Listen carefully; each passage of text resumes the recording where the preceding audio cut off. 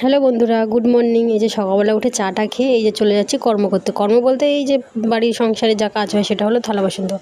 তাই এই যে থালা বাসনগুলো ধুয়ে নিলাম, এখন চলে আসবো রান্না করতে। যেহেতু বড় মশাই 12টা 20 ডিউটি যাবে, 11টার মধ্যে আমাকে রান্না কমপ্লিট করতে হবে।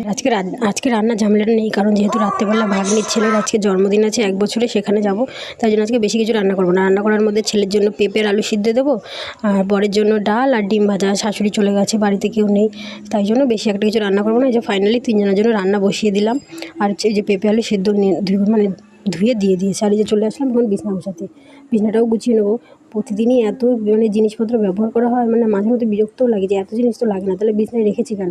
সে যাই হোক, গুছিয়ে নিলাম। আর এখন বড়মশাই বাজারে গিয়ে ফোন করে আমাকে বলছে আর রেশন দিচ্ছে, তাহলে রেশনটা তুলে যাও। সে যাই হোক, আমি যেমন তেমন করে রেডি হয়ে চলে গেলাম রেশন ধরতে। আর এই যে বড়মশাইকে এসে খেতেও দিয়ে দিয়েছি। তারপরে বড়মশাই চলে গেছে আর আমি এই যে ঘর মুছতে চলে আসলাম। বন্ধুরা, ভিডিওটা কেমন লাগলো অবশ্যই কমেন্ট করে বললো, আর লাইক কমেন্ট শেয়ার করে দিও।